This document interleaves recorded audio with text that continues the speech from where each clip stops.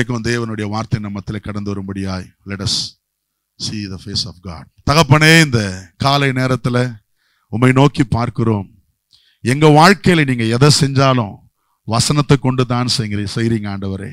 இன்றைக்கும் எங்களை மாற்றுகிற, எங்களை ஆசீர்வதிக்கிற, எங்களை வாழ வைக்கிற உம்முடைய வார்த்தையை நீர் எங்கள் மத்தியிலே துணிக்க பண்ணும்படியாய் நாங்கள் ஜெபிக்கிறோம். உம்முடைய வார்த்தையை கேட்டு கீழ்ப்படிந்து விசுவாசித்து ஆசீர்வதிக்கப்பட எங்களுக்கு கிருபை தருவீராக.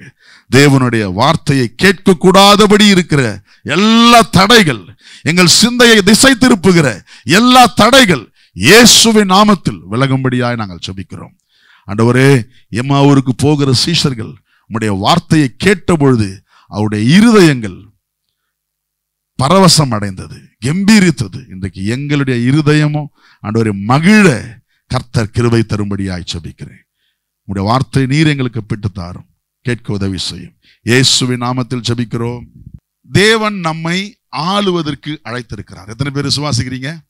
அவன் நாம போன வாரத்துக்கு முந்தின வாரம் தியானித்தோம்.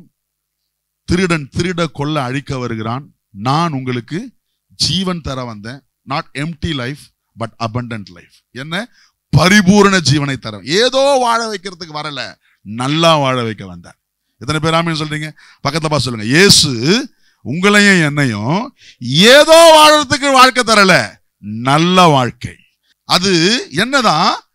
God kind of life. தேவன் எப்படி இருக்கிறாரோ அப்படியே, லிவிங் லைக் காட், தேவனை போல. ஆண்டவர் சொல்ற, நான் உனக்கு ஜீவன் கொடுக்க வந்தேன், அந்த ஜீவன் பரிபூரணப்பட வந்தேன். பரிபூரணம்னு சொல்லும்போது பொதுவா நம்முடைய சிந்தையில லாங் லைஃப் நினைச்சுக்கிறோம். இல்ல, லாங் லைஃப் நரகத்திலயும் இருக்குது. லாங் லைஃப் எங்கேயும் இருக்குது. அப்ப இயேசு நீண்ட நாள் வாழ்வதை மாத்திரம் சொல்லல. என்ன சொல்றாரு? பரிபூரண ஜீவன், அபண்டன்ட் லைஃப்னா தேவன் எப்படி தேவையற்றவராய் இந்த உலகத்தில் வாழ்கிறாரோ அதே போல, அதே வாழ்க்கை ஜோஹோ லைஃபை கர்த்தர் வாழ நமக்கு கிருபை தருகிறார். எத்தனை பேர் ஆமென் சொல்றீங்க? So we can live a victorious life. நாங்க நீங்களும் நானும் ஜெயமுள்ள தேவனை போல ஆசீர்வாதமான ஒரு பரிபூரண வாழ்க்கையை வாழ முடியும். எத்தனை பேர் ஆமென் சொல்றீங்க? அதை தான் கர்த்தர் விரும்புகிறார். நாம என்னன்னா, திருடன் திருட வரா, கொல்ல வரா, அழிக்க வரா, அதை நம்புறோம். என் சமாதானத்தை திருடிட்டான், என் சந்தோஷத்தை திருடிட்டான், எல்லா காரணத்துக்கும் பிசாசு மேல பழிய போட்டு we believe in that. ஆனா அந்த வசனத்தோட அடுத்த பகுதி, நானோ ஜீவன் தர, பரிபூரண ஜீவன் தர வந்தேன். அதை என்ன பண்றது இல்ல, எனக்கு பரிபூரண ஜீவன் உண்டு, தேவனை போல ஒரு குறைவற்ற வாழ்வை வாழ எனக்கு அதிகாரம் உண்டு என்பதை நாம் என்ன பண்ணிடுறோம்? மறந்துடுறோம், விசுவாசிக்க தவறிடுறோம். கர்த்தர் இந்த நாட்களிலே அந்த ஆளுகையை திரும்ப நமக்கு தருவாராக. எத்தனை பேர் ஆமென் சொல்றீங்க? இந்த பின்னணியத்துல இன்றைக்கு நாம் தொடர்ந்து தேவனுடைய வார்த்தையை தியானிக்கலாம், வாசிக்கலாம். யோவான் முதல் அதிகாரம், Gospel of John chapter 1. பரிசுத்த யோவான் எழுதின சுவிசேஷம் முதல் அதிகாரம், அதனுடைய 5வது வசனம். யோவான் 1:5. John 1:5.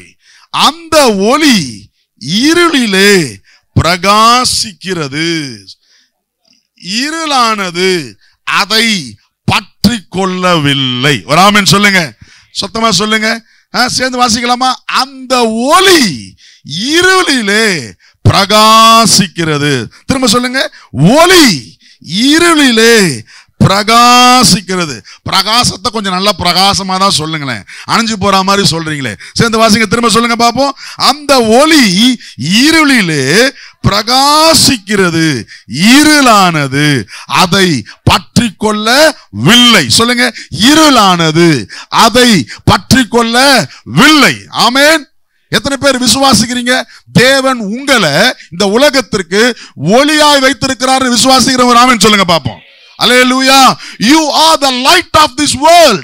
கர்த்தர் உங்களையும் என்னையும் இந்த உலகத்துக்கு வெளிச்சமாக, உப்பாக ஏற்படுத்தி இருக்கிறார். சந்தேகம் இல்லாம விசுவாசிக்கிறவங்க சத்தமா ஒரு அல்லேலூயா சொல்லுங்க பாப்போம். அல்லேலூயா. பக்கத்துல பார்த்து சொல்லுங்க, நீங்க ஒளி. சத்தமா சொல்லுங்க, நீங்க வெளிச்சம். பக்கத்துல அசைத்து சொல்லுங்க, you are the light of this world. இந்த உலகத்தின் வெளிச்சம் நீங்கள். அல்லேலூயா. யோவான் எழுதுறாரு, இந்த ஒளி இருளில எப்படி இருக்குதா? சத்தமா சொல்லுங்க, வசனத்தை பார்த்து சொல்லுங்க. என்ன போட்டிருக்குது? இந்த ஒளி இருளில என்ன இருக்குதா? பிரகாசிக்கிறது. எத்தனை பேர் விசுவாசிக்கிறீங்க? நீங்க பிரகாசமா இருப்பேன்னு சொல்றவங்க ராமன் சொல்லுங்க. இன்னைக்கு நிறைய பேருக்கு பேரு பிரகாசம், ஆனா வாழ்க்கை இருளோன்னு இருக்குது. பேர் என்னது? பிரகாசம், ஆனா வாழ்க்கை எப்படி இருக்குது? ஆமா, நான் படிக்கும்பொழுது எங்க காலேஜில் இருந்த குக்குக்கு பேர் வெள்ளச்சாமி, ஆனா ஆள் கரையல்னு இருப்பாரு. எப்படிடா உனக்கு இந்த பேர் வச்சாங்க? ஆமா, நம்பிக்கைதான் இல்ல.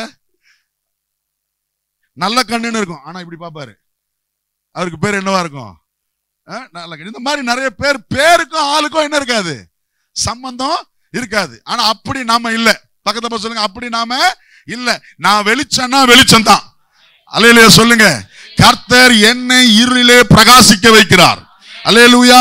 நான் வெளிச்சமா இருக்கிறேன், நான் பிரகாசிப்பேன். ஆமென், ஆமென். ஆமா, நாம இந்த 0 வாட் பல்ப் எல்லாம் இல்ல, நாங்கெல்லாம் 1000 வாட் ஹாலஜன்ஸ்.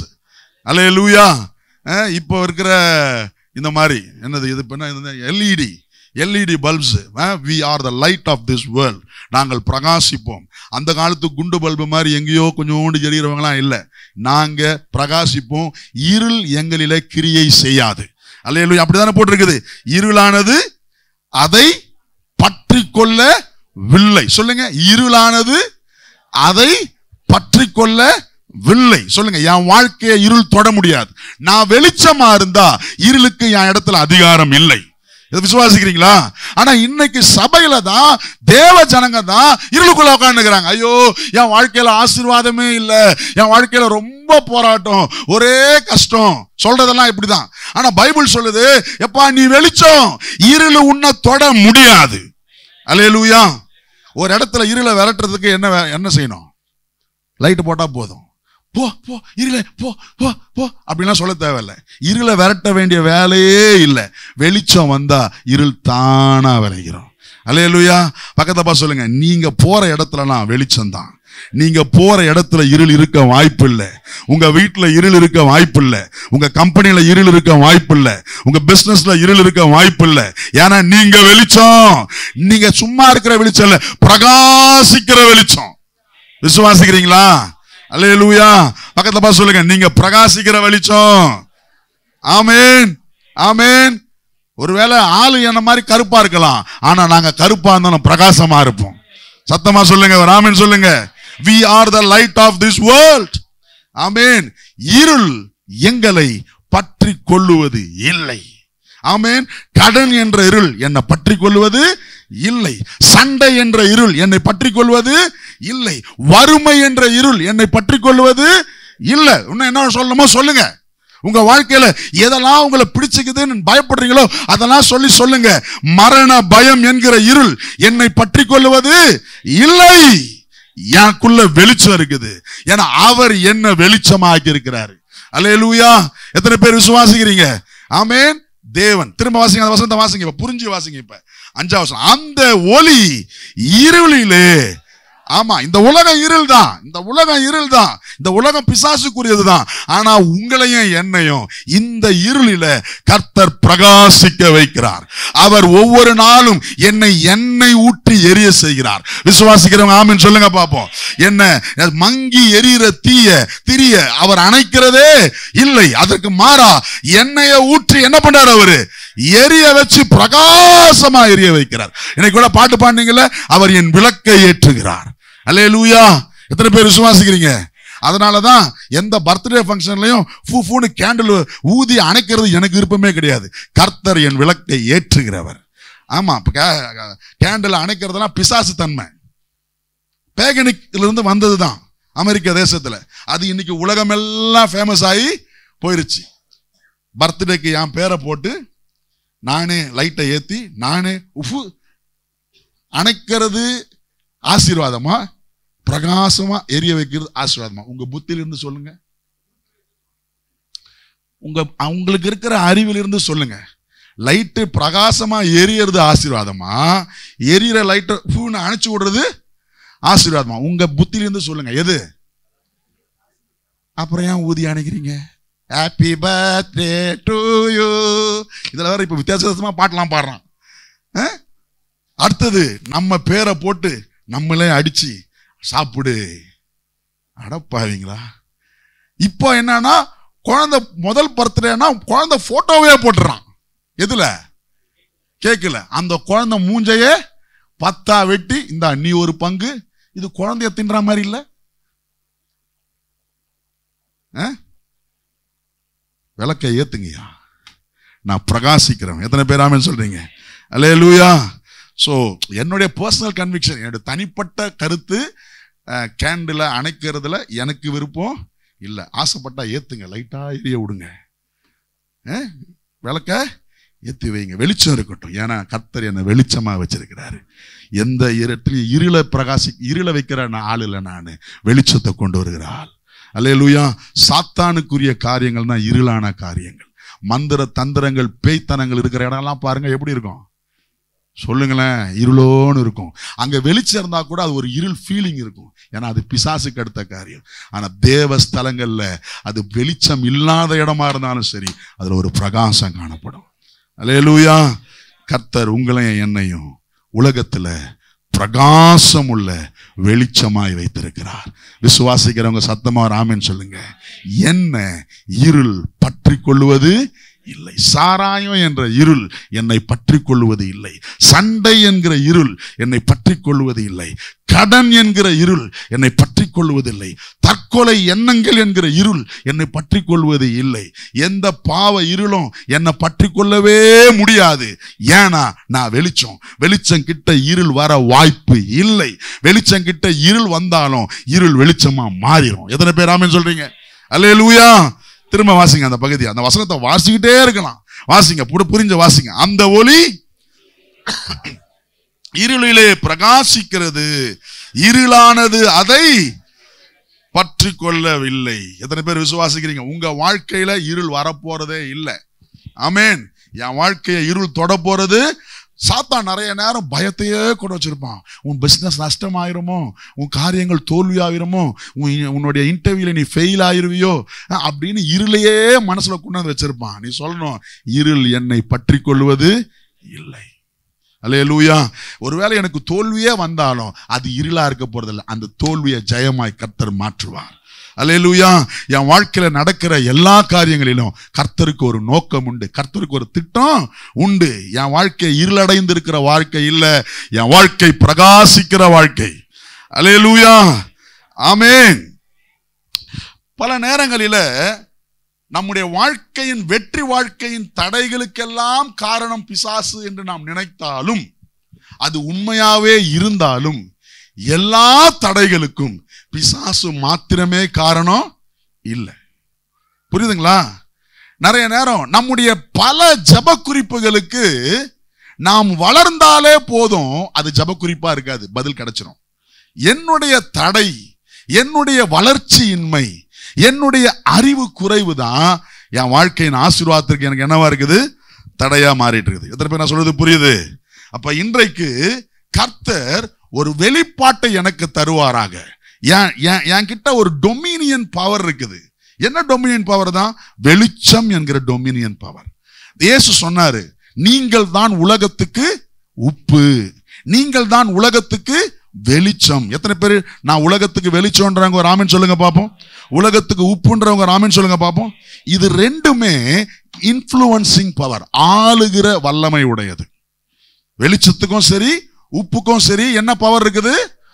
ஆளுகை செய்கிற ஒரு பவர் இருக்குது. கரெக்டா? அதாச்சும் எங்கன்னா இவ்வளவு பெரிய ரூம்ல இருட்டா இருந்ததுன்னா ஒரு சின்ன டார்ச் லைட் வெளிச்சம் வந்த உடனே இருள் டிஸப்பியர்ட். இருந்த இருள் வெளிச்சம் வந்த உடனே அந்த ஃபிராக்ஷன் ஆஃப் செகண்ட்லயே இருள் என்ன ஆயிருச்சு சொல்லுங்க? காணாம போயிருச்சு. ஏன் தெரியுமா? இருளை ஆளுகிற வல்லமை வெளிச்சத்திற்கு உண்டு. ஆண்டவர் சொல்றாரு, நான் உன்னை வெளிச்சமா வச்சிருக்கிறேன். எத்தனை பேருக்கு அது புரியுது? எனக்குள்ள ஒரு ஆளுகையின் வல்லமை இருக்குது சொல்றவங்க ஒரு அல்லேலூயா சொல்லுங்க பாப்போம். அல்லேலூயா. என் வாழ்க்கையில் இருக்கிற வியாதி என்ற இருளை ஆள்றதுக்கு கர்த்தர் எனக்கு வல்லமையை தந்திருக்கிறார். மரணம் என்கிற இருளை ஆளுகிறதற்கு வல்லமையை கர்த்தர் எனக்கு தந்திருக்கிறார். கடன் நஷ்டம் என்கிற ஒரு இருளை ஆளுகிறதற்கு கர்த்தர் எனக்கு வல்லமையை தந்திருக்கிறார். என்னுடைய ஆளுகை என்னிடத்திற்கு திரும்ப வருகிறது. விசுவாசிக்கிறவங்க ஆமென் சொல்லுங்க. நான் அதே கஷ்டத்துல இருக்க வேண்டிய அவசியம் இல்லை, அதே பஞ்சத்துல இருக்க வேண்டிய அவசியம் இல்லை, இனியும் கடன் வாங்கிட்டே இருக்க வேண்டிய அவசியம் இல்லை. அதை ஆள கர்த்தர் என்னை அழைக்கிறார். எத்தனை பேர் விசுவாசிக்கிறீங்க? இது எனக்கு வெளிப்பாடா வரணும், இது எனக்கு புரிந்து கொள்ளுதலா வரணும், இதை நான் விசுவாசிக்கணும். ஆமென் சொல்லுங்க. அப்படிதான் உப்பும். ஒரு சட்டி சாப்பாடுக்குள்ள, ஒரு குழம்புக்குள்ள ஒரு ஸ்பூன் உப்பு போட்ட உடனே அடுத்த செகண்ட் என்ன ஆயிருது சொல்லுங்க? அதுக்கு உப்பு அதுக்குள்ள ஒரு மாற்றத்தை கொண்டு வந்துருது. அது சுவையோ எதுவோ சரியா, ஒரு ஒரு ஒரு ஒரு சேஞ்ச என்ன பண்ணிருச்சு? கொண்டு வந்துருச்சு. ஏன்னா அந்த உப்புக்குள்ள ஒரு வல்லமை இருக்குது. ஆமென் சொல்லுங்க. என்ன வல்லமை? மாற்றத்தை கொண்டு வருகிற வல்லமை. சொல்லுங்க, மாற்றத்தை கொண்டு வருகிற வல்லமை. சொல்லுங்க, மாற்றத்தை கொண்டு வருகிற வல்லமை. அப்போ உனக்குள்ளே எனக்குள்ளே, உங்களுக்குள்ளே எனக்குள்ளே எந்த சூழ்நிலையையும் மாற்றுகிற ஒரு வல்லமையை கர்த்தர் நமக்கு தந்திருக்கிறார். விசுவாசிக்கிறவங்க ஆமென் சொல்லுங்க. இது வெளிப்பாடா வரணும். இது இல்லனா, இது புரியலனா, இது தெரியலனா எல்லாத்துக்கும் பிசாசு மேலேயே பழிய போட்டு உட்காந்துருப்போம். பிசாசு என் சமாதானத்தை திருடிட்டான், பிசாசு என் சந்தோஷத்தை திருடிட்டான், என்னுடைய ஆசீர்வாதத்தை திருடிட்டான்னு சொல்லக்கூடாது. பல நேரங்களில் என்னுடைய அறியாமையே என்னை சமாதானத்துக்குள்ள கொண்டு போகாது, என் ஆசீர்வாதத்துக்குள்ள கொண்டு வராது. எத்தனை பேர் சொல்றது புரியுது? ஒரு வசனம் வாசிங்க பார்ப்போம். எபேசியர் 4ஆம் அதிகாரம். அப்போஸ்தலனாகிய பவுல் எபேசியருக்கு எழுதின நிருபத்தினுடைய 4வது அதிகாரம், அதனுடைய 18வது வசனம். Ephesians chapter 4 verse 18. எடுத்தா வாசிங்க. அவர்கள் புத்தியில் அந்தகாரப்பட்டு என்ன ஆயிடுச்சான்? புத்தியில இருட்டு வந்துருச்சான். கரெக்டா? என்னது? புத்தியில அந்தகாரம், இருட்டாயிருச்சு. லைட்டா என்லைட் ஆக வேண்டிய புத்தி, வெளிச்சமா இருக்க வேண்டிய புத்தி இப்ப என்ன ஆகி போச்சு? இருளா இருக்குது. அந்தகாரப்பட்டு என்ன ஆகுறாங்க பாருங்க, தங்கள் இருதய, ஆமா இங்க புத்தி இருட்டாயிருச்சுன்னா, கவனிங்க கவனிங்க, பைபிள்ல கையை வச்சுங்க, என்னையும் பாருங்க. இந்த புத்தி இருட்டாயிருச்சுன்னா இருதயம் என்ன ஆயிரும்? எனக்கு நடக்காது, எனக்கு ஆகாது, நான் இப்படிதான் இருப்பேன், கடவுளுக்கு கண் இல்லை, அவருக்கு மூக்கு இல்லை, கண்டதும் இல்லைன்றது. ஏன்னா புத்தி என்ன ஆயிருச்சு? சொல்லுங்க, இன்டலெக்சுவல், உன் மண்ட சிந்த இருட்டாயிருச்சு, இருதயம் கடினமாயிடுச்சு. சர்ச்சுக்கு போய் என்னத்தை கண்டேன், பைபிளை படிச்சு என்னத்தை பார்த்தேன், ஆராதனை ஆராதனை போனேன், என்ன கிடைச்சது? கையை தூக்க சொன்னாங்க, கையை தூக்கினேன், கை அசைக்க சொன்னாங்க, அசைச்சேன், எல்லாம் பண்ணேன், ஒன்னும் நடக்கல. என்ன இதற்கெல்லாம் காரணம்? இங்க என்ன ஆகி போச்சு? சொல்லுங்க, புத்தி இருட்டாயிருச்சு. இந்த புத்தி இருட்டானா ஹார்ட் கல்லாயிரும். கர்த்தர் செஞ்ச நன்மைலாம் புரியாது. இது என்ன ஆயிடுச்சு? திரும்ப வாசிங்க, ஃபர்ஸ்ட்ல இருந்து வாசிங்க. அவர்கள், ஆமா கவனிங்க கவனிங்க கவனிங்க, அவர்கள் சொல்லுங்களேன். பக்கத்துல சொல்லுங்க, நம்ம இல்ல வேற யாரையோ சொல்றாரு, நாமெல்லாம் நல்லவங்க. சொல்லுங்க, நான் இந்த லிஸ்ட்ல வரக்கூடாது. எத்தனை பேர் நீங்க அந்த லிஸ்ட்ல வரக்கூடாதுன்னு நினைக்கிறீங்க? ஒரு ஆமென் சொல்லுங்க. எங்கேயோ கையை காட்டி சொல்லுங்க. அவர்கள், ஆமா யாரோ, அவர்கள் என்னாச்சு? புத்தியில அந்தகாரப்பட்டு தங்கள் இருதய கடினத்தினால் தங்களில் இருக்கும், எது எது எது எது தங்களில் இருக்கும் அறியாமையினாலே தேவனுடைய ஜீவனுக்கு அந்நியராயிருந்து. அறியாமையினால கர்த்தர் கொடுக்கிற ஜோஹோ லைஃபுக்கு அந்நியராயிட்டாங்களாம். புரியுதா நான் சொல்றது? ஜீவன் தர வந்தேன், அந்த ஜீவன் பரிபூரண வந்தேன். அதான் தேவனுடைய ஜீவன், பரிபூரண ஜீவன். புத்தியில அந்தகாரப்பட்டு இருதய கடினப்பட்டு என்னாச்சு? அடுத்தது என்னாச்சு? தங்கள் இருக்கும் அறியாமையினால தேவனுடைய ஜீவனுக்குடைய பிள்ளையா இருக்க வேண்டியவன் இப்ப என்னவா மாறிட்டான்? அந்நியனா மாறிட்டான். அதனால அந்த ஜீவன் வரல. புரியுதா? இன்னைக்கு நிறைய கிறிஸ்தவங்க, நிறைய தேவ பிள்ளைங்க தேவனுடைய ஜீவனுக்கு உரியவர்கள், ஆனால் புத்தி புத்தி இருட்டா இருக்கிறதுனால, இருதயம் கடினப்பட்டு இருக்கிறதுனால, அறியாமையினால ஆசீர்வாதத்துக்கு அந்நியரா மாறிட்டாங்க. எத்தனை பேர் நான் சொல்றது புரியுது? பக்கத்தை பார்த்து சொல்லுங்க, நாம அப்படி இருக்கக்கூடாது. அப்ப என்னவா, கர்த்தருடைய வாழ்க்கையை நான் வாழணும்னா எனக்கு அறியாம இருக்கக்கூடாது, என் புத்தி இருட்டா இருக்க கூடாது, நான் அறிந்திருக்க வேண்டும். சொல்லுங்க, எனக்கு வெளிச்சம் வந்துடணும். சொல்லுங்க, என்ன வந்துடணும்? லைட். லைட் சொல்லுங்க, லைட். சத்தமா சொல்லுங்க, லைட். வேதத்துல பொறுத்தவரை வெளிச்சம் அப்படின்னா நாலேஜ், ரெவலேஷன், இல்லுமினேஷன். அறிவு, வெளிப்பாடு, பிரகாசம், வெளிச்சம். அதுதான் லைட் சம்மந்தப்படுத்துறது. புரியுதுங்களா? அப்ப தேவன், நம்ம தேவனுடைய வாழ்க்கை வாழணும்னா என் அறிவுல ஒரு வெளிச்சம் எனக்கு இருக்கணும். அறியாமை கணக்கு கிடையாது. நீங்களா நானும் ரட்சிக்கப்படும் பொழுது தேவனுடைய ராஜ்யம் என்கிற ஒரு ராஜ்யத்திற்குள்ள நம்ம வரவழைக்கப்படுகிறோம். அப்படிதான் பவுல் சொல்றாரு. இந்த ராஜ்யத்திற்குள்ள வர்றதுக்கு ஒரே சாவிதான். என்ன தெரியுமா? இயேசு கிறிஸ்து. சொல்லுங்க, ஒரே சாவிதான். என்னது? இயேசு கிறிஸ்து. To the only key for the kingdom of God is Jesus alone. இயேசு ஒருவரே. அதான் இயேசுவோட நானே வழி, நானே சத்தியம், நானே ஜீவன். அந்த தேவ ராஜ்யம் என்கிற ஒரு பெரிய ஒரு மாளிகைக்குள்ள வருவதற்கு ஒரே நுழைவாயில், அந்த ஒரே நுழைவாயில் இயேசு ஒருவரே. எத்தனை பேர் ஆமென் சொல்றீங்க? The only key for the kingdom of God is Jesus alone. ஆனா, பக்கத்துல சொல்லுங்க, ஆனா இந்த ராஜ்யத்துக்குள்ள வந்துட்ட பிறகு இந்த ராஜ்யத்திற்குள்ள பல அறைகள் இருக்குது. புரியுதா? இந்த ராஜ்யத்திற்குள்ள பல ஆசீர்வாதங்கள் இருக்குது. இதுக்கு பல திறவுகோல்கள் உண்டு. எத்தனை பேர் ஆமென் சொல்றீங்க? இந்த ராஜ்யத்துக்குள்ள வரதுக்கு இயேசு, ஆனா அந்த ராஜ்யத்தின் ஆசீர்வாதங்களை சுதந்தரிப்பதற்கு எனக்கு அறிவு, வெளிப்பாடு, வேதவசனம், ஜபம், இப்படிப்பட்ட பல திறவுகோல்களை கர்த்தர் தந்திருக்கிறார். எத்தனை பேர் ஆமென் சொல்றீங்க? இன்னைக்கு நிறைய பேருடைய பிரச்சனை என்ன தெரியுமா? கிறிஸ்தவங்க இயேசு என்கிற அந்த மெயின் வாசலுக்குள்ள வந்துட்டாங்க. தேவ ராஜ்யம் என்கிற அரண்மனைக்குள்ள என்ன பண்ணிட்டாங்க? வந்துட்டாங்க. வந்துட்டு எத்தனையோ பொக்கிஷ சாலைகள் உண்டு, எத்தனையோ விருந்து சாலைகள் உண்டு, எல்லாத்துக்குள்ளேயும் நான் போக முடியும். ஆனா அறியாமையினால, வெளிச்சம் இல்லாததுனால, புரிந்து கொள்ளுதல் இல்லாததுனால இந்த ஜீவனுக்கு எல்லாம் அந்நியராகவே இருக்கிறான். புரியுதா நான் சொல்றது? எல்லா ஆசீர்வாதங்களுக்கும் எப்படி இருக்கிறான்? அந்நியராகவே இருக்கிறான். நீங்க ஒரு கதையை பல முறை கேள்விப்பட்டிருப்பீங்க. ஒரு வாலிபன் பல நாளாய் பிரயாசப்பட்டு ஒரு நீண்ட தூர ஒரு கப்பல் பிரயாணத்துக்கு டிக்கெட் வாங்கிட்டான். வெளிநாட்டு பிரயாணத்துக்கு டிக்கெட் வாங்கிட்டான். அவன் ரொம்ப கஷ்டப்பட்ட வாலிபன். அதனால காசை கொஞ்சம் கொஞ்சமா சேகரிச்சு ஒரு பெரும் தொகை, இந்த குரூஸ்ன்னு வச்சுங்களேன், அதுக்கு டிக்கெட் வாங்கிட்டான். ஆனா அவனுக்கு தெரியாது இந்த டிக்கெட்ல எல்லா பயன்பாடும் இருக்குதுன்னு.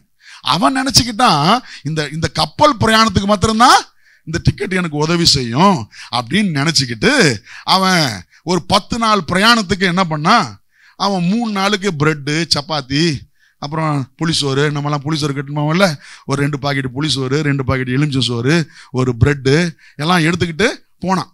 சரியா? அங்க போய் கப்பல்ல போனா நல்லா பெரிய பெரிய விருந்து சாலை இருக்குது, ஒரு 5 ஸ்டார் ஹோட்டல் ரேஞ்சுக்கு அங்க சாப்பாடு தடல் புடலாம் நடந்துகிட்டு. ஆனா இந்த வாலிபனோ ஓரத்துல உட்காந்துக்கிட்டு புளிசோரை திறந்து முழுங்க முடியாம, ஏன்னா கட்டின புளிசோறு கடல் காத்துல என்ன ஆகி போச்சு?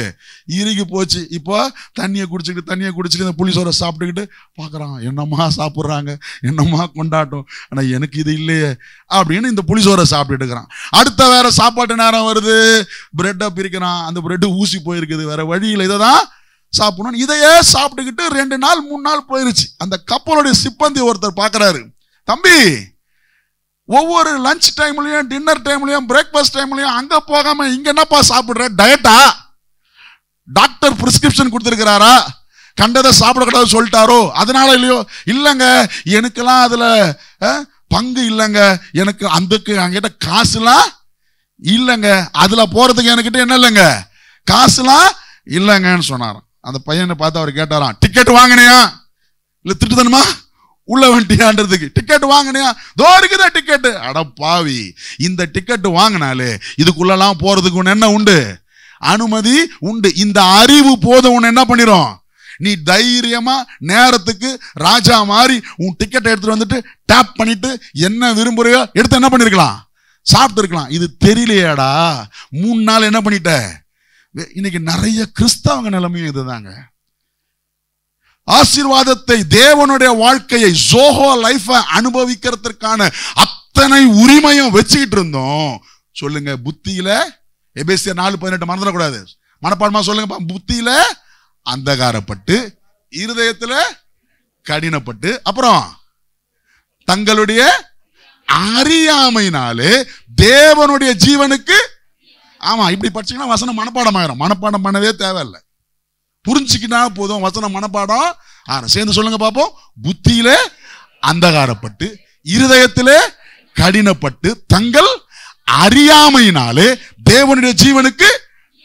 ஒன் மோர் டைம் சகோதரிகள்லாம் சொல்லுங்க மனப்பாடமா. தங்கள் அறியாமையினாலே தேவனுடைய ஜீவனுக்கு, ஜோஹோ லைஃபுக்கு. பிரதர்ஸ், அவங்க ரொம்ப முள்ளமா சொல்றாங்க, நம்ம நல்லா பவர்ஃபுல்லா சொல்லும் பாப்பா. சொல்லுங்க, புத்தியிலே தங்கள் அறியாமையினாலே தேவனுடைய ஜீவனுக்கு அந்நியரா இருக்கிறார்.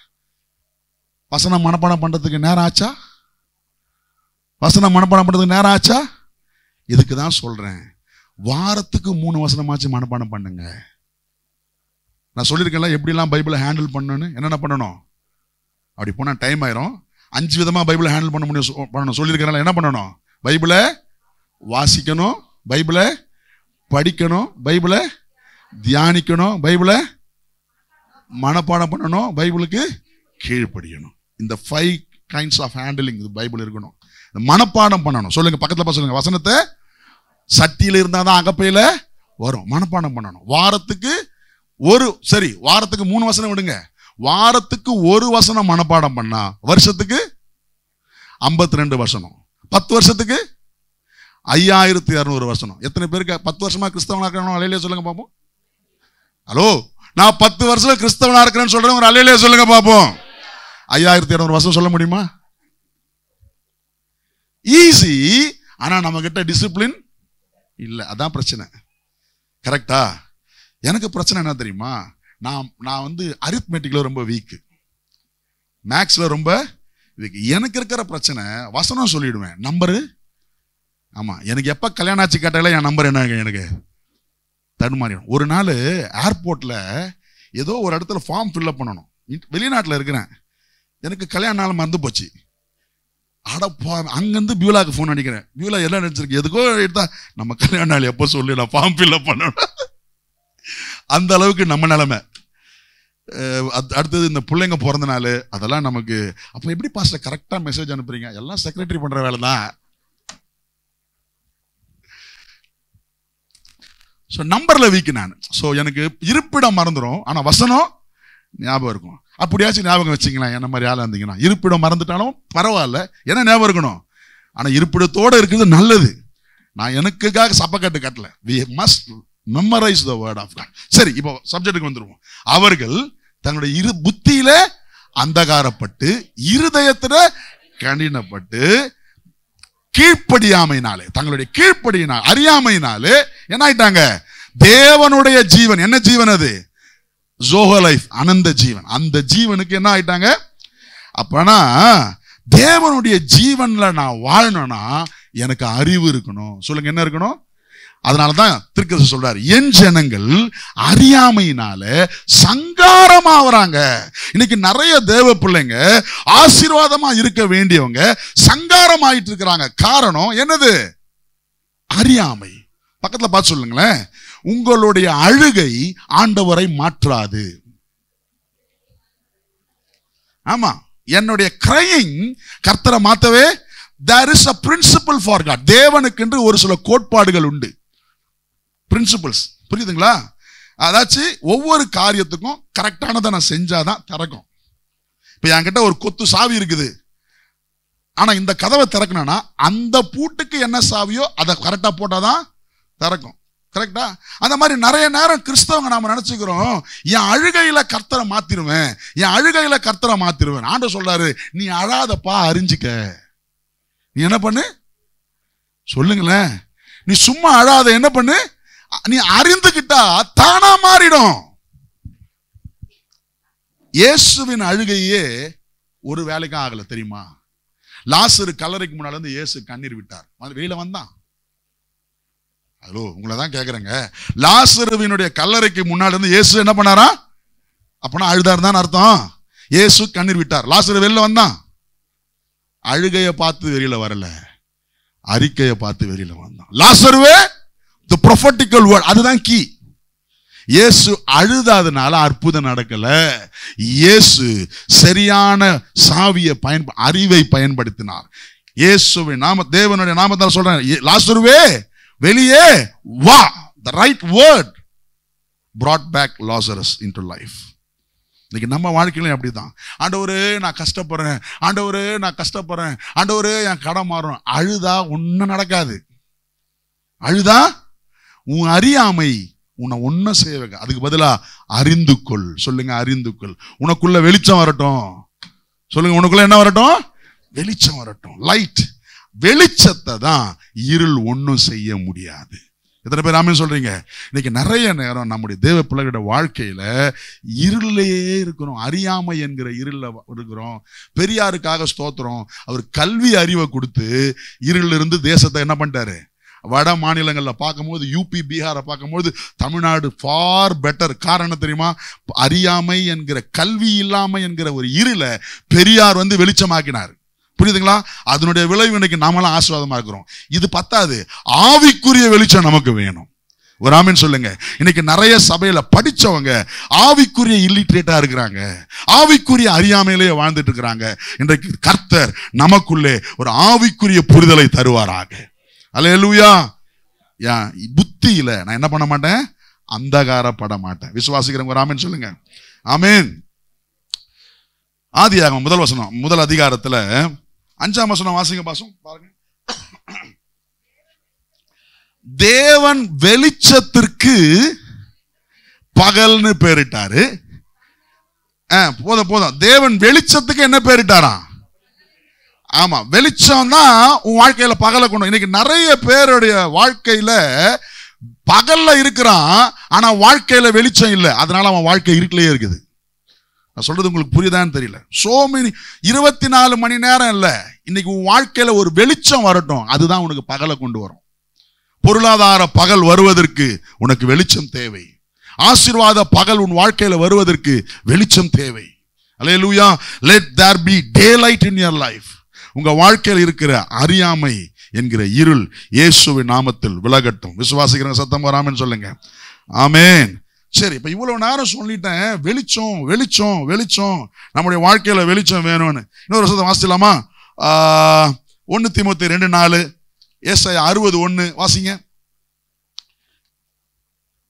ஏசாயா 60:1 வாசிச்சிருமா? எழும்பி பிரகாசி, உன் ஒளி வந்தது. கரெக்டா? Arise and shine, your light has come. உன் வெளிச்சம் வந்தாதான் நீ எழும்பி பிரகாசிக்கவே முடியும்.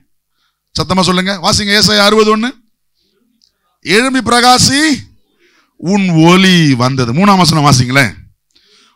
உன் உன் உன் சேர்ந்து வாசிக்கலாம். உன் வெளிச்சத்தின் இடத்திற்கு ஜாதிகளும், உதிக்கிற உன் ஒளியின் இடத்திற்கு ராஜாக்களும் நடந்து வருவாங்க. அல்லேலூயா. நீ வெளிச்சம் ஆயிட்டனா ஜாதி உன்னை தேடி வரும். நீ வெளிச்சம் ஆயிட்டனா ராஜாக்கள் உன்னை தேடி வருவார்கள். எத்தனை பேர் ஆமென் சொல்றீங்க? அரைஸ் அண்ட் ஷைன், எழும்பு பிரகாசி, உன் ஒளி வந்தது. ஒளி வந்துட்டாதான் நீ எழும்ப முடியும். அல்லேலூயா. ஒளி வந்துட்டாதான் உங்க வாழ்க்கையில பிரகாசிக்க முடியும். அப்படி ஒளி வந்துருச்சுன்னா உன் வெளிச்சத்திற்கு ஜாதிகளும் உன் வெளிச்சத்திற்கு ராஜாக்களும் வருவார்கள். எத்தனை பேர் ஆசைப்படுறீங்க உங்களை தேடி மேன்மக்கள் வரணும்ன்றவங்க ஆமென் சொல்லுங்க பாப்போம். உன்னை தேடி ராஜாக்களும் உன்னை தேடி ஜாதிகளும் வர வேண்டுமே, ஆனால் உன் வாழ்க்கையில உனக்கு வெளிச்சம் வேணும். அல்லேலூயா.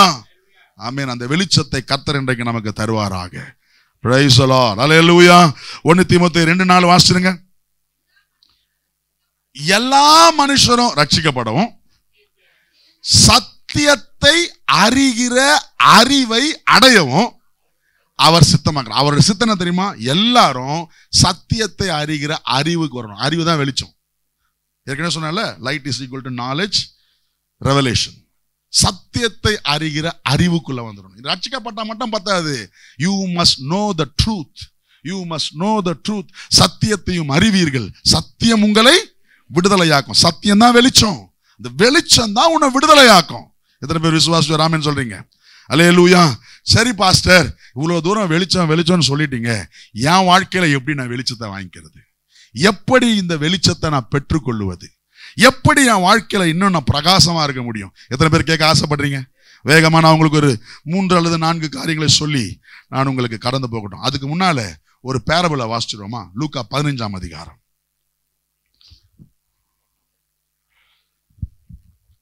லூக்கா 15ஆம் அதிகாரம் 8வது வசனம். இது லூக்கா 15ஆம் அதிகாரமே தொலைஞ்சு போனத ஒரு அதிகாரம்.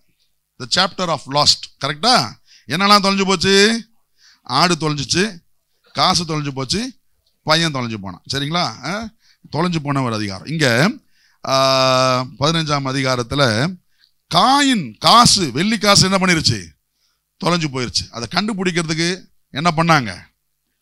விளக்கை கொளுத்தி. கரெக்டா? அன்றியும் ஒரு 15 வசனம். அன்றியும் ஒரு ஸ்திரீ 10 வெள்ளிக்காசு உடையவளாயிருந்து அதில் ஒரு வெள்ளிக்காசு காணாமற் போனால் அவ செய்ய வேண்டியது முதல் என்னது? என்ன பண்ணு? விளக்கை கொளுத்தி. அல்லேலூயா.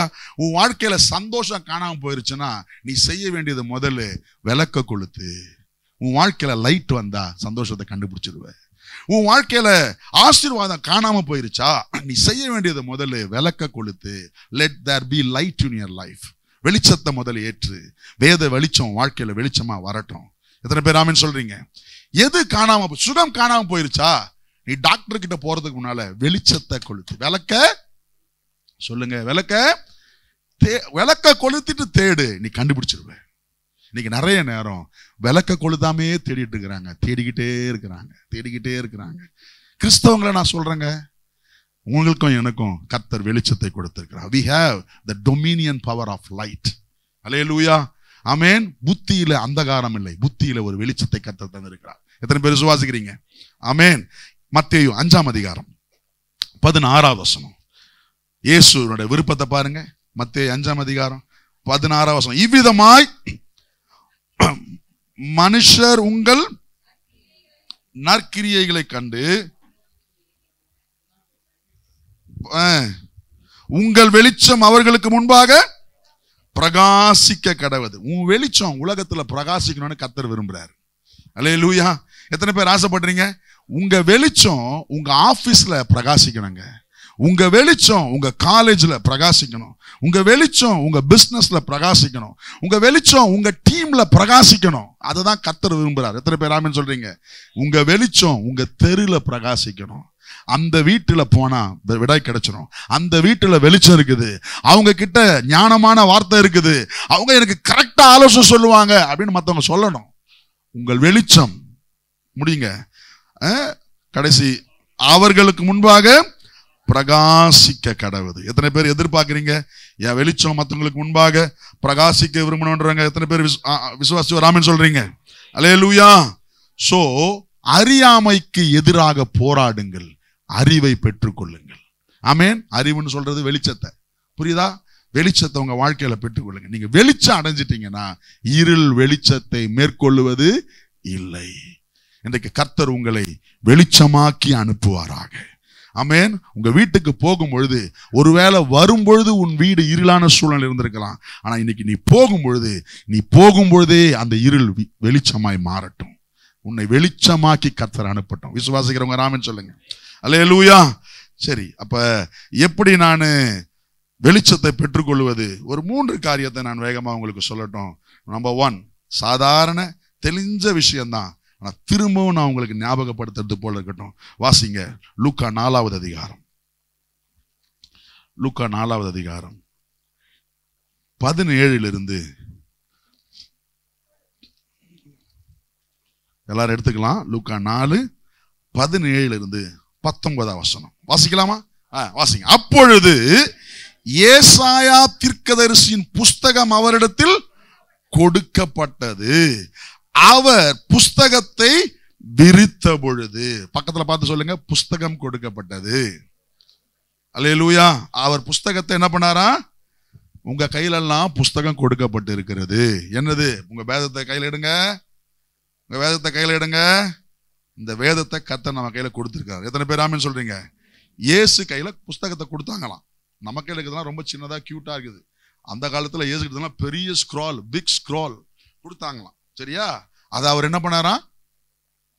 ஹலோ, அவர் புஸ்தகத்தை, பக்கத்துல பார்த்து கேளுங்க, போன வாரம் எப்ப புஸ்தகத்தை விரிச்சிங்க? கேளுங்க, உங்களுக்கு அவங்க ஆன்சர் பண்ணட்டும். கேளுங்க பிரதர் சிஸ்டர், கேளுங்க. போன வாரம், இன்னைக்கு சர்ச்சுக்கு வர்றதுக்கு முன்னால எப்ப புஸ்தகத்தை? நிறைய நேரம் வாழ்க்கை, நம்ம வாழ்க்கை, கிறிஸ்தவ வாழ்க்கை இருளடைஞ்சிருக்கிறதுக்கு காரணம் வெளிச்சத்தை தருகிற வேதத்தை வாசிப்பது இல்லை. புரியுதா நான் சொல்றது? வேத வெளிச்சம், வசனம் தான் என் வாழ்க்கையில வெளிச்சத்தை கொண்டு வரக்கூடியது. ஆனா அதை வாசிக்காததுனால வெளிச்சமா இருக்க வேண்டிய வாழ்க்கை எப்படி இருக்குது? இத செய்யறது இல்ல. ஆனா அழுதுட்டு ஆண்டவர் என்ன சுகப்படுத்துறதே இல்லை. அட பாவமே, நீ உன் அழுக அவரை மாத்தாதுப்பா. உன் அழுக அவரை மாத்தாது. உன் வாழ்க்கையில வெளிச்சம் வரணும். உன் வாழ்க்கையில வெளிச்சத்தை வர்றதுக்கு ஆண்டவர் எதை கொடுத்திருக்கிறாரு? சொல்லுங்க, உங்க பைபிளை தூக்கி அடிச்சு வேதத்தை கொடுத்திருக்கிறாரு. இந்த வேதத்தை வாசிக்க வாசிக்க வாசிக்க என் வாழ்க்கை என்னவா மாறும்? ஆமா, இங்க பாருங்களேன். ஏசாயா தீர்க்கதரிசன புத்தகம் அவருக்கு கொடுக்கப்பட்டது. அவர் புஸ்தகத்தை விரித்த பொழுது கர்த்தருடைய ஆவியானவர் என்மேல் இருக்கிறார். தரித்திரருக்கு சுவிசேஷத்தை பிரசங்கிக்கும்படி என்னை அபிஷேகம் பண்ணினார். இருதயம் நறுங்குண்டவர்களை குணமாக்கவும், சிறைப்பட்டவர்களுக்கு விடுதலையும், குருடருக்கு பார்வையும் பிரசித்தப்படுத்தவும், நொறுங்குண்டவர்களை விடுதலையாக்கவும், கர்த்தருடைய அனுக்கிரக வருஷத்தை பிரசித்திப்படுத்தவும் என்னை அனுப்பினார் என்று எழுதியிருக்கிற இடத்தை அவர் கண்டு என்னை அனுப்பினார். அவரை குறித்து எழுதியிருக்கிற இடத்தை அவர் கண்டார். எத்தனை பேர் ஆமென் சொல்றீங்க? நீங்க புஸ்தகத்தை வாசிக்க வாசிக்க உங்களை குறித்து எழுதியிருக்கிற இடத்தை நீங்கள் காண்பீர்கள். உன்னை குறித்து எழுதப்பட்ட தீர்க்கதரிசன வசனத்தை நீங்க பாப்பீங்க. அந்த பார்வை உன் வாழ்க்கையில வெளிச்சத்தை கொண்டு வந்துரும். அல்லேலூயா, ஆமென். எத்தனை பேர் விசுவாசிக்கிறீங்க? நீ புஸ்தகத்தை திறந்தாதான், புஸ்தகத்தை வாசிச்சாதான் உங்களை குறித்து எழுதியிருக்கிறத நீங்க என்ன பண்ண முடியும்? பார்க்க முடியும். உங்களை குறித்து என்ன எழுதியிருக்கிறது? நான் உன்னை ஆஸ்வதிக்கவே ஆஸ்வதித்து உன்னை பெருகவே பெருக பண்ணுவேன். என்ன பண்ணிருக்குதாங்க? எழுதியிருக்கிறது. நீ பார்த்தாதானே வெளிச்சம் வரும். உன் கையின் பிரயாசங்களை நான் ஆஸ்வதிப்பேன். நீ வீட்டிலும் ஆஸ்வதிக்கப்பட்டிருப்பாய், நீ வெளியிலும் ஆஸ்வதிக்கப்பட்டிருப்பாய் அப்படின்னு உன்னை குறித்து அங்க என்ன பண்ணப்பட்டிருக்குது? எழுதி இருக்கிறது.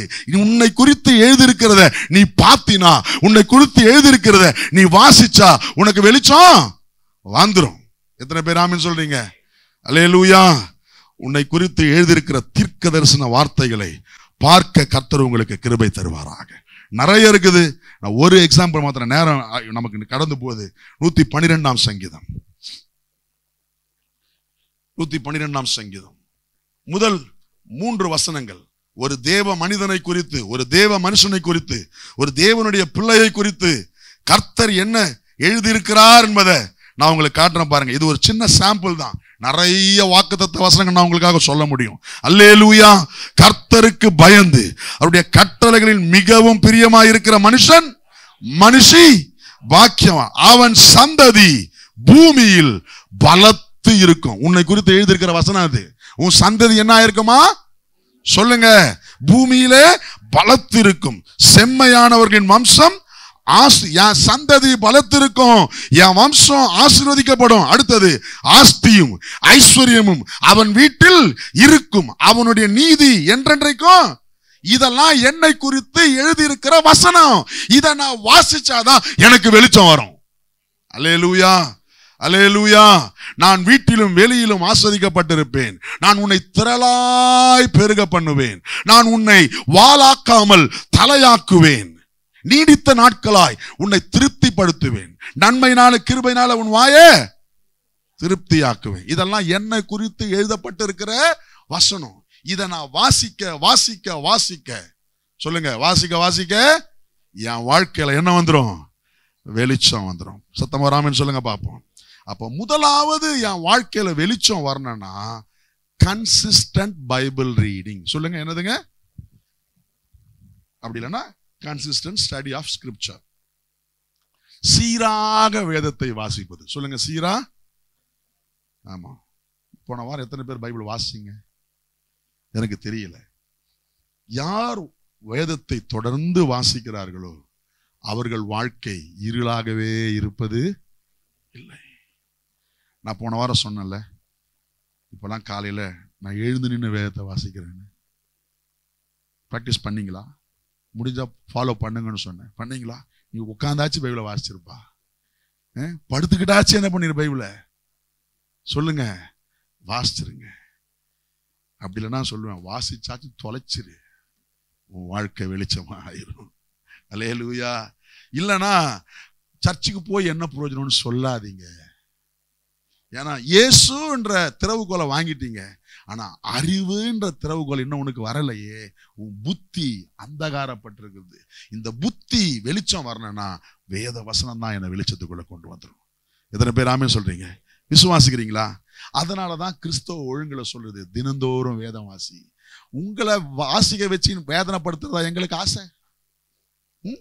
ஏன் பைபிளை வாசிக்க சொல்றோம்? அது என் வாழ்க்கைய மாத்தும். அல்லேலூயா. பக்கத்துல சொல்லுங்க, நீங்க பைபிள் வாசிச்சா உங்க வாழ்க்கை பிரகாசமா இருக்கும். ஆப்போசிட் என்னது? சொல்ல வேணாம், நம்ம வாயால சொல்ல வேணாம். நீ பைபிள் வாசிக்கலன்னா வாழ்க்கை, ஐயோ நான் சொல்லப்பா, நான் சொல்ல மாட்டேன். இப்ப நம்ம எதாவது சொன்னா பாச சாபம் வராரு வந்துடும். இருக்கிறத தான் சொல்றேன். So you must read. இப்ப என்ன தெரியுமா? இப்ப நிறைய வசதிகள் இருக்குது. இப்ப காலப்போக்கில் நிறைய வசதி இருக்குது. ஒருவேளை உங்களுக்கு வாசிக்க நேரம் இல்லையா, இயர்போன்ல, அது ரொம்ப நல்லது கிடையாது, ஆனா அதையாச்சும் செஞ்சிருங்க. காதுல போட்டுக்கிட்டு 4 அதிகாரத்தை கேளுங்க. இப்ப ரெக்கார்டட் பைபிள் வசனம் என்ன பண்ணுது? போன்ல, கேட்ஜெட்ல இருக்குதா இல்லையா? இருக்குது. அதையாச்சும் போட்டுட்டு பஸ்ல போறீங்களா, அட்லீஸ்ட் வசனத்தை ஒரு 4 அதிகாரம் 5 அதிகாரத்தை கேட்டுட்டு போங்க. அந்த பழக்கத்தையாச்சும் வச்சுக்கோங்க. கொஞ்சமாச்சும் உங்க வாழ்க்கை வெளிச்சமா மாறும். ஆனா என்னை பொறுத்தவரை நான் சொல்லுவேன், சிறப்பானது என்ன தெரியுமா? வேதத்தை எடுத்து உட்கார்ந்து கையில பேனா, பென்சிலு, நோட்டு இல்ல இந்த மாதிரி பேப்பரை வச்சுக்கிட்டு நல்லா திருப்பி வாசிச்சு கோடு போட்டு எழுதி, இங்க பாருங்க, எந்த பக்கத்தை திருப்பினாலும் எதையாச்சும் ஒன்று எழுதியிருப்பேன். நான் வாசிக்கும் பொழுது எதையாச்சும் ஒன்று வந்தா என் பைபிள் எனக்கு தான் சொந்தம், என் பேரை நான் தைரியமா எழுதுவேன். அதுல இந்த வசனத்தை கர்த்தர் எனக்காக சொல்லி இருக்கிறார். இதெல்லாம் செய்ய செய்ய செய்ய உன் வாழ்க்கை வெளிச்சமாகிட்டே போகும். இன்னைக்கு நிறைய நேரம், ஐயோ பைபிளை பத்திரமா வச்சிருக்கணும், பைபிளை புதுசா வச்சிருக்கணும்னு. பைபிள் புதுசா இருக்குது, வாழ்க்கை பழசாவே இருக்குது. நிறைய பேரோட பைபிள் எப்படி இருக்குது? புதுசா இருக்கணும்னு அப்படியே பொத்தி பொத்தி பைபிளை புதுசா வச்சிருக்கிறதுனால வாழ்க்கை எப்படி மாறிட்டு போகுது? பழைய வாழ்க்கை, பழைய பாவம், பழைய பொய், பழைய திருட்டு, பழைய காரியம். எப்ப பைபிள் எவ்வளவு பழசாகுதோ அவ்வளவு வாழ்க்கை என்னவும். அதுக்குன்னு பைபிளை போட்டு மண்ணில் போட்டு ஊற்றி எடுக்காதீங்க. அது இல்ல, படிச்சு படிச்சு பழசாகணும். ஒரு ஆமீன் சொல்லுங்க. எழுதி எழுதி பழசாகணும். ஒரு ஆமீன் சொல்லுங்க. திருப்பி திருப்பி அது பழசாகணும். ஒரு அல்லேலூயா சொல்லுங்க பாப்போம். அல்லேலூயா, ஆமென். வேத வசனங்கள் இருளான வாழ்க்கையை வெளிச்சமாய் மாற்றும். விசுவாசிக்கிறவங்க சத்தமா ஆமென் சொல்லுங்க.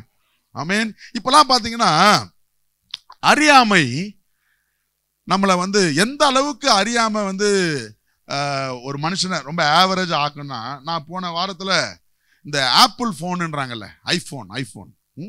ஐபோன்ல பாத்தீங்கன்னா இப்ப 15 வந்துச்சா 16 வந்துச்சா பாருங்க. அந்த அறிவு கூட எனக்கு இல்ல.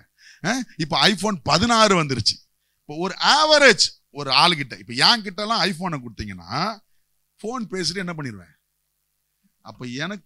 அப்போ அதனால நான் ஐபோனை குறை சொல்லக்கூடாது. அந்த ஐபோன்ல அவன் இப்ப சினிமாவே எடுக்கிறான் இல்லையா? அந்த அளவுக்கு அதுல என்ன இருக்குதான், என்னென்னவோ இருக்குது. அவன் ஆபீஸையே எங்க வச்சுக்கிறான்? இந்த ஐபோனுக்குள்ள வச்சிருக்கிறான். அவ்வளவு பொருட்கள், அவ்வளவு வேலை செய்யக்கூடிய திறமைகள் அதுக்குள்ள இருந்தாலும் எனக்கு அது தெரியாததுனால என்னை பொறுத்தவரை அது பட்டன் போனுக்கு சமானம். கரெக்டா? அப்ப நான் எதை குறை சொல்லக்கூடாது? போனை குறை சொல்லக்கூடாது. எதை குறை சொல்லணும்? என் மண்டைய குறை சொல்ல, இதுக்கு இவ்வளவுதான் தெரியும். பட்டன் போனை பயன்படுத்துற அறிவு தான் இதுக்கு இருந்தா அவன் கையில ஐபோனை கொடுத்தாலும் அந்த ஐபோனுக்கு மரியாதை இல்ல. புரியுதா அவங்க வாழ்க்கையில? அதே போலதான் நம்ம நிறைய நேரம் நம்ம வாழ்க்கையில பெரிய மகத்துவமான ஆசீர்வாதங்களை கர்த்தர் கொடுத்திருக்கிறாரு. ஆனா பட்டன் போனை ஹேண்டில் பண்ற நாலேஜ் தான் இருக்குது. இதை வச்சுக்கிட்டு ஒன்னுத்தையும் பயன்படுத்தாம உட்காந்துட்டு இருக்கோம். இன்றைக்கு உங்களுக்கும் எனக்குள்ள வேத வசனம் என்கிற அறிவு வருவதாக இது நம்மை உயர்த்தி கொண்டே போகும். விசுவாசிக்கிறவங்க சத்தமா ஆமென் சொல்லுங்க. அல்லேலூயா. இரண்டாவது என்ன, எது நம்மளுக்கு வெளிச்சத்தை கொண்டு வரும்? மீகா 4ஆம் அதிகாரம், ப்ராஃபட்டிக்கல் புக் ஆஃப் மைக்கா. மீகா 4வது அதிகாரம், அதனுடைய 2வது வசனம். பழைய ஏற்பாட்டில் 1077வது பக்கம். தேடுகிறவர்கள் வசதிக்காக சொல்றேன், 1077வது பக்கம். மீகா 4:2. திரளான ஜாதிகள் புறப்பட்டு வந்து நம் கர்த்தரின் பர்வதத்திற்கும் யாக்கோபின் தேவனுடைய ஆலயத்துக்கும் போவோம். சொல்லுங்க சொல்லுங்க சொல்லுங்க. யாக்கோபின் தேவனுடைய ஆலயத்துக்கு போவோம் வாருங்கள். இன்னொரு முறை சொல்லுங்க, ஆலயத்துக்கு போவோம் வாருங்கள். சத்தமா சொல்லுங்க, ஆலயத்துக்கு போவோம் வாருங்கள். ஏன் தெரியுமா சொல்றேன்? விஷயம் இருக்குது. ஆலயத்துக்கு போவோம் வாருங்கள், அவர் தமது வழிகளை நமக்கு. ஆலயத்துக்கு வந்தா உன் வாழ்க்கையில போதனை வரும். அந்த போதனை உனக்கு வெளிச்சத்தை கொண்டு வந்துடும். அல்லேலூயா. அவர் தமது வழிகளை நமக்கு போதிப்பார், நாம் அவர் பாதையில் நடப்போம் என்பார்கள். ஏனெனில் சியோனில் இருந்து வேதமும் எருசலேமில் இருந்து கர்த்தரின் வசனமும் வெளிப்படும். அல்லேலூயா. சபைக்கு வரும்பொழுதெல்லாம் வேதமும் வேத வசனமும் உன் வாழ்க்கையில வெளிப்படும். அதுக்கு தான் ஒவ்வொரு நாளும் 1 மணி நேரம் பிரசங்கம் பண்றோம். அல்லேலூயா. ஏன்? இவருக்கு தெரிஞ்சதெல்லாம் சொல்லணும்ன்றதுக்காக இல்ல. இந்த பிரசங்க நேரத்துல உன் வாழ்க்கையில வேத வசனம் வெளிப்படும். இந்த வேத வசனம் வரும்பொழுதெல்லாம் உன் வாழ்க்கையில வெளிச்சம் வந்துகிட்டே இருக்கும். அல்லேலூயா. அந்த வெளிச்சம் உன்னை ஆசீர்வாதமாக்கி கொண்டிருக்கும். அதனாலதான் ஆலயத்துக்கு போவோம் வாருங்கள்னு சொன்னா நான் மகிழ்ச்சியா இருக்கிறேன். Hallelujah. Anytime, whenever I come to the church, my life is becoming bright and bright and brighter. எத்தனை பேர் ஆமென் சொல்றீங்க? சபைக்கு வர வர வர, ஆலயத்துக்கு வர வர, உபதேசங்களை கேட்க கேட்க கேட்க, வசனங்களை கேட்க கேட்க கேட்க என் வாழ்க்கை பிரகாசமாகி பிரகாசமாகி அதிகமாய் பிரகாசித்துக் கொண்டே வருகிறது. அல்லேலூயா. ஆனா ஆலயத்துக்கு வந்து வசனத்தை கேட்கும் போது தூங்க தூங்க தூங்க தூங்க தூங்க தூங்க என்ன ஆகும்? வசனம் வாழ்க்கை. ஆமா, வசனம். ஆலயத்துக்கு வர்றது எதுக்கு?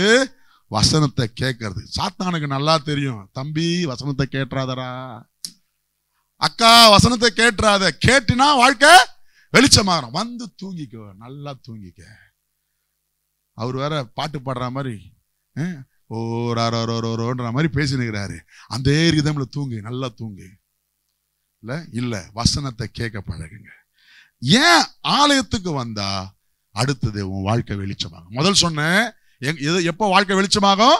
வசனத்தை வாசித்தால் வாழ்க்கை வெளிச்சமாகும். 2வது, ஆலயத்திற்கு வந்தால் வேத வசனம் வாழ்க்கை வெளிச்சமாகும். ஏன்னா அங்கேயும் என்னதான் வெளிப்படுது? வசனங்கள் வெளிப்படுகிறது. எத்தனை பேர் ஆமென் சொல்றீங்க? அல்லேலூயா. நம்முடைய வாழ்க்கையில வேத வசனம் ரொம்ப முக்கியம். அதனாலதான் நல்ல சத்தியத்தை போதிக்கிற வசனங்களை கேட்கணும்.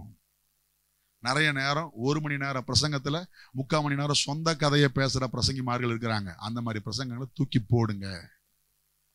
சிரிப்பு காட்டிக்கிட்டு, ஜோக் அடிச்சுக்கிட்டு, விளையாடிக்கிட்டு, கதையே அடிச்சுக்கிட்டு பேசுறவங்க நிறைய பேரு. சரக்கு இல்லாத வசனத்தை பேசாத பிரசங்கங்கள் உண்டு. அப்படிப்பட்ட இன்னைக்கு அதை கேட்கறதுக்கு நிறைய பேர் இருக்கிறாங்க. ஆஹாஹான்னு சிரிச்சுக்கிட்டு அதையே கேட்டு சூப்பர் பிரசங்கப்பா அப்படின்னு சொல்லிட்டு போற ஆள் இருக்குது. இன்னைக்கு சபை பிரசங்கத்தை, சபை உபதேச நேரத்தை காமெடி டைமா மாத்துற பிரசங்கிமாருங்க இருக்கிறாங்க. அதை என்ஜாய் பண்ற விசுவாசி இருக்கிறாங்க. அது உன் வாழ்க்கையில வெளிச்சத்தை கொண்டு வராது. இன்னைக்கு அதுக்கு தான் விருப்பம் நிறைய, அதுக்கு தான் நேயர் விருப்பம் நிறைய. நான் சொல்றேன், நேயர் விருப்பம் அல்ல, நேசர் விருப்பம். ஒரு ஆமென் சொல்லுங்க, சத்தமா சொல்லுங்க. என்ன விருப்பம் வேணும்? என்ன பொறுத்தவரை நேயர் விருப்பம் இல்ல, எனக்கு என்ன விருப்பம் தான். ஆமா, ஜனங்களுக்கு என்ன பிடிக்குமோ அதை பேசல, ஜனங்களுக்கு என்ன தேவையோ அதை பேசுவேன். ஏன்னா நான் நேசர் விருப்பத்தை நிறைவேற்ற விரும்புகிறேன். உனக்கு பிடிச்சா என்ன, பிடிக்காட்டு என்ன? அது உனக்கு பிடிச்சா என்ன, பிடிக்காட்டு என்ன? பேச வேண்டியது என் கடமை. சத்தியத்தை சொல்ல வேண்டியது என் கடமை. நான் என்ன பண்ணிடுவேன்? சொல்லிடுவேன். சொல்லிட்டு, ஆண்டவரே சொல்லிட்டேன்ப்பா, இனி நீங்களாச்சு அவங்களாச்சு, ஐ ஆம் சேஃப். புரியுதா? புரியுதா? சத்தியத்தை கேட்க பழகணும். சத்தியத்தை கேட்க விரும்பாம செவித்தினையான விசுவாசிகள் நிரம்பி இருக்கிற காலம் இது. I want to tell you, you and I, நீங்களும் நானும் சத்தியத்தை மேய்ந்து கொள்ளுகிற விசுவாசிகளாக இருக்க பழகணும். எத்தனை பேர் ஆமென் சொல்றீங்க? அல்லேலூயா. விருப்பத்தோட கேட்கணும். வசனம் இப்படி இருக்குதா? பெரேயா கிறிஸ்தவர்கள் வசனத்தை மனோவாஞ்சையாய் ஆராய்ந்தார்கள். வேத வசனம் இப்படி இருக்கிறதா என்று சொல்லி ஆராய்ந்து பார்த்தார்கள். அப்படிப்பட்ட விசுவாசிகளை நாம் மாறணும். எத்தனை பேர் ஆமென் சொல்றீங்க? அல்லேலூயா. காமெடி டைமுக்கு பிரசங்க நேரம் இடம் இல்லை. சும்மா கதை ஓட்டுறதுக்கு, சொந்த கதையை பேசுறதுக்கு, இல்லஸ்ட்ரேஷன் ஏதோ ஒன்று. நீங்க நிறைய நேரம் கவனிச்சிருப்பீங்க, நம்ம பிரசங்க நேரங்களில் எல்லாமே வசனம் வசனம் வசனம் வசனம் வசனம் வசனம் வசனம். உதாரணமும் கூட மேக்சிமம் எங்கிருந்து தான் வரணும்? வசனத்திலிருந்தே வந்தா நல்லது. ஏதோ எங்கேயாகிலும் இங்கேயாகிலும் ஒன்று, ஏதோ ஒரு நாள், ஏதோ ஒரு கதை, கதையே ஓட்டிட்டு ஓடுறதுக்கு இது கதா காலட்சேபம் பண்ற இடம் இல்லை. இன்னைக்கு கதா காலட்சேபத்தை கேட்கிற விசுவாசிங்க நிறைய பேர் பெருகிட்டாங்க. This is not கதா காலட்சேபம் பிளேஸ். சத்தியம் போதிக்கப்படுகிற இடம். எத்தனை பேர் ஆமென் சொல்றீங்க? சத்தியத்தை மீந்து கொள்ளுங்கள். ஆமென். சத்தியத்தை கேளுங்க. விசுவாசிங்க ஒரு அல்லேலூயா சொல்லுங்க பாப்போம். அல்லேலூயா. அப்ப முதல் காரியம் வேதத்தை வாசி. இரண்டாவது ஆலயத்துக்கு போ. ஆலயத்துக்கு போய் என்ன பண்ணாத? தூங்காத. வசனத்தை கேளு, ஆர்வமா கேளு. மூன்றாவது வாசிப்போமா? யோவான் 16ஆம் அதிகாரம் 12-13 வாசிருங்க. யோவான் 16:12-13. இன்னும் அநேக காரியங்களை நான் உங்களுக்கு சொல்ல வேண்டியதா இருக்கிறது, அவைகளை நீங்கள் இப்பொழுது. இயேசு சொல்றாரு, நான் நிறைய சொல்லணும் உங்களுக்கு, ஆனா இப்ப நீங்க தாங்க மாட்டீங்க, பஞ்சர் ஆயிருவீங்க, பஸ்ட் ஆயிருவீங்க. அதான் என்ன ஆகும்? அடுத்த வசனம் பாருங்க, 13. சத்திய ஆவியாகிய அவர் வரும் பொழுது சகல சத்தியத்திற்குள்ளும் உங்களை நடத்துவார். அவர் தம்முடைய சுயமாய் பேசாமல் தாம் கேள்விப்பட்டவைகள் யாவையும் சொல்லி வரப்போகிற காரியங்களை உங்களுக்கு அறிவிப்பார். அப்ப சத்திய ஆவியானவர் சகல சத்தியத்துக்குள்ளே உங்களை நடத்துவார். சத்தியம் வெளிச்சத்தை கொண்டு வரும். எத்தனை பேர் ஆமென் சொல்றீங்க? அதுக்கு சத்திய ஆவியானவர் வேணும். எத்தனை பேர் ஆமென் சொல்றீங்க? அல்லேலூயா. வாசிங்க பாப்போம். 1 கொரிந்தியர் 2ஆம் அதிகாரம் 12வது வசனம். 1 கொரிந்தியர் 2ஆம் அதிகாரம் 12வது வசனம். 1 Corinthians chapter 2 verse 12. 1 கொரிந்தியர் 2:12. நாங்களோ, ஆமா எல்லாரும் சேர்ந்து சொல்லுங்க, 228வது பக்கம் புதிய ஏற்பாட்டுல, நாங்களோ எந்த ஆவியை பெறல? உலகத்தின் ஆவியை பெறாமல் தேவனால் எங்களுக்கு அறியப்பட்டவர்களை அறியும்படிக்கு தேவனிலிருந்து புறப்படுகிற ஆவியை பெற்றோம். தேவனால எனக்கு எதை கொடுக்கப்பட்டிருக்குதுன்னு எனக்கு தெரியணும்னா தேவ ஆவிதான் எனக்கு தெரியப்படுத்த முடியும். புரியுதா நான் சொல்றது? திரும்ப வாசிங்க அந்த பகுதியை. உங்களுக்கு புரியலன்னு நினைக்கிறேன். நாங்களோ உலகத்தின் ஆவியை பெறாமல், இதுதான் முக்கியம். அடுத்த பகுதி, தேவனால் எங்களுக்கு அருளப்பட்டவைகளை. ஆமா, கவனிங்க ஒரு நிமிஷம். உங்களுக்கு கர்த்தர் என்னெல்லாம் கொடுத்திருக்கிறாருன்னு உங்களுக்கு தெரியணும்னா என்ன வேணுமா? வாசிங்க அடுத்த பகுதி. தேவனிலிருந்து புறப்படுகிற ஆவியை பெற்றோம். தேவனிலிருந்து புறப்படுகிற ஆவியை பெற்றாதான் தேவனால எனக்கு என்ன கொடுக்கப்பட்டதுன்னு புரிஞ்சுக்கவே முடியும். உலகத்தின் ஆவியை பெற்றா புரிந்து கொள்ள முடியாது. உங்களை வெளிச்சத்துக்குள்ள நீங்க வரணும். தேவன் எந்த அளவுக்கு உங்களை வெளிச்சமா மாத்திருக்கிறாருன்றது புரியணும்னா உனக்கு தேவ ஆவி வேண்டும். Hallelujah. Without the spirit of God you cannot understand the godly things. தேவனுடைய காரியங்களை உங்களால் புரிந்து கொள்ள முடியாது. தேவன் உங்களுக்கு கொடுத்த மகத்துவங்களை அறிந்து கொள்ள முடியாது. அப்ப எதற்கு என்ன வேணும்? தேவ ஆவி வேண்டும். அல்லேலூயா.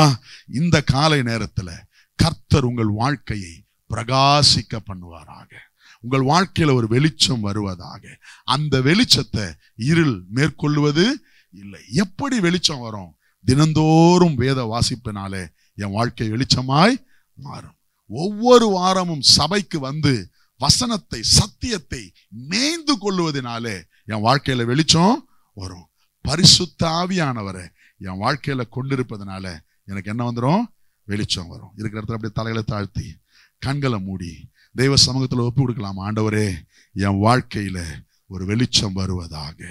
கண்ணை மூடுங்க, அப்படியே தலை தாழ்த்தி ஒப்பு கொடுங்க. Let there be light.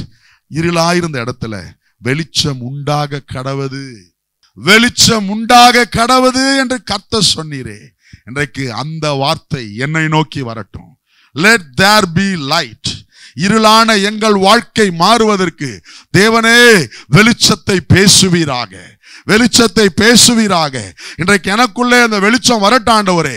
எங்க புத்தியில அந்தகாரப்பட்டிருப்போமே, அந்த அந்தகாரம் இப்பொழுது இயேசுவின் நாமத்தில் விலகுவதாக. இருதய கடினங்கள் இயேசுவின் நாமத்தில் விலகுவதாக. வேத வசனத்தை வாசிக்க முடியாதபடி, வேத வார்த்தையை கேட்க கூடாதபடி, ஆவியில நிரம்பி இருக்க கூடாதபடி எனக்குள்ளே வருகிற எல்லா தடைகள் இயேசுவின் நாமத்தில் விலகட்டும். வெளிச்சமா மாறணும். உலகத்தின் வெளிச்சம் நீ, எழும்பி ஒளி வீசு. உலகத்தின் வெளிச்சம் நீ, எழும்பி ஒளி வீசு. மலை மேல் முட்டப்பட்டன நீ மலை மேல் மறைந்திருக்க கூடாது,